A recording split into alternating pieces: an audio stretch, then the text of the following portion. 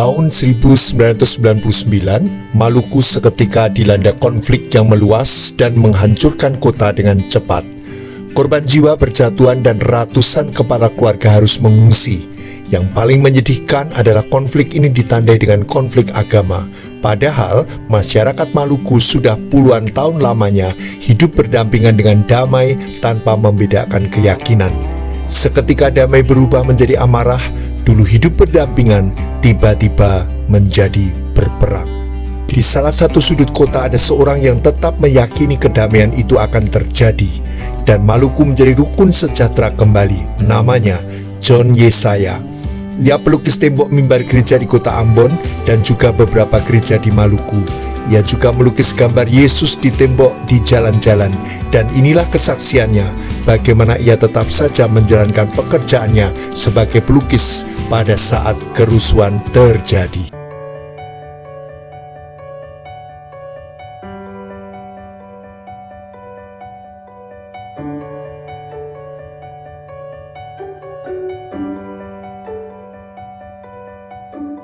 Ya, kalau kita lihat waktu saya sebagai seniman lokal seniman Ambon. Kalau ini dengan kerusuhan itu memang banyak hal yang kita belajar dari situ. Entah dia mau pergi berdoa atau pergi perang, ya kita yang pelukis kita melukis di jalan-jalan untuk membaca Yesus, wajah Yesus. Jadi macam orang sudah punya harapan hilang, kita bangkitkan dengan gambar Yesus. Supaya orang macam punya kekuatan baru. Ada yang sudah putus asa, bakar, ada orang-orang yang sudah meninggal, itu mereka jadi terhibur lagi. Jadi kita yang seniman ini bukan hanya untuk perang lewat kekerasan, tapi kita lewat media, kita lukis di jalan-jalan, di tembok-tembok. Itu yang membuat kesaksian buat orang-orang banyak. Mungkin mereka mengungsi dari tempatnya sudah hancur. Mereka merasa ada sesuatu kekuatan baru melihat Yesus, bahwa Yesus itu sebuah benteng yang kuat. Semua itu. Pada waktu melukis, pernah waktu itu ada orang pada waktu kerusuhan, gimana ceritanya waktu melukis? Waktu kita melukis waktu kerusuhan tuh sampai marinir itu pernah ada bilang gini, kenapa kamu lukis, ada bom nanti karena kena peluru lagi, padahal karena ada jaga-jaga, orang jaga. Tapi saya bilang buat saya, kalau hari ini Tuhan ambil saya, terserah, tapi inilah kesaksian hidup saya untuk membangkitkan orang, untuk menjadi saksi buat Tuhan. Lalu saya bilang waktu kerusuhan itu banyak orang luar negeri juga datang. Mereka ambil saya punya gambar, mereka foto, mereka wawancara juga. Tapi ya itu mereka pulang. Ya ada juga yang pernah kasih datang lagi. Tapi saya bilang buat mereka bahwa banyak hal yang Tuhan mau rubah dari kita. Karena kita mungkin sudah terlalu jauh dari Tuhan, jadi Tuhan pukul kita kembali. Jadi di situ banyak orang-orang Ambon juga sebenarnya ada yang sudah sadar. Dulu yang masih minum-minum, sekarang udah udah kembali ke Tuhan, udah tobat. Jadi dulu masih macam-macam malu-malu untuk kerja yang kotor-kotor, sekarang bisa bawa becak, sekarang bisa bawa ojek.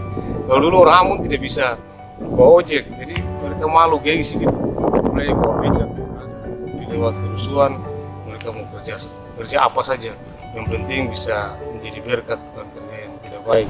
Makanya itu mungkin itu Tuhan, cara Tuhan untuk mengubah kita bukan hanya dengan ini, tapi dengan pukulan. Kalau orang tidak dipukul, mereka tidak rasa sakit, mungkin itu mereka tetap jahat. Tapi inilah menunjukkan bahwa Tuhan itu baik, makanya orang Ambon. Dan kita sangat yakin bahwa ada sesuatu yang Tuhan akan buat buat orang Ambon, karena sudah banyak korban yang jatuh. Kalau kita lihat mungkin tidak bisa dibayangkan dengan kata-kata terpengeri. Orang lihat pembunuhan di Ambon, tapi itulah cara Tuhan. Tuhan juga berkorban buat kita orang. Jadi waktunya Tuhan juga menunjukkan bahwa kita harus sakit dulu. Karena Tuhan menderita, maka kita orang Kristen juga harus menderita. Seng ada lain di beta pung hati, seng ada lain yang beta paling sayangi, seng ada lain yang dapat bikin hati sanangi. Cuma Yesus, seng ada yang lain. Sebuah perjalanan yang cukup panjang bagi bangsa yang telah merdeka untuk mengingat kembali dan dapat belajar dari semua pengalaman yang pernah terjadi. Mengajak kita untuk mengingat kembali apa yang pernah terjadi pada tahun 1999 di Maluku. Saat wilayah itu dilanda perang antar kelompok, konflik berdarah yang menelan ribuan korban jiwa. Kisah ini bukan untuk membuka luka lama, tetapi justru untuk belajar dari masyarakat Maluku dan Maluku Utara. Atas nama persaudaraan dan kemanusiaan, mereka memilih untuk damai dan bukan perang. Marilah kita mau belajar hidup berdamai dan berdampingan dengan indah di Maluku.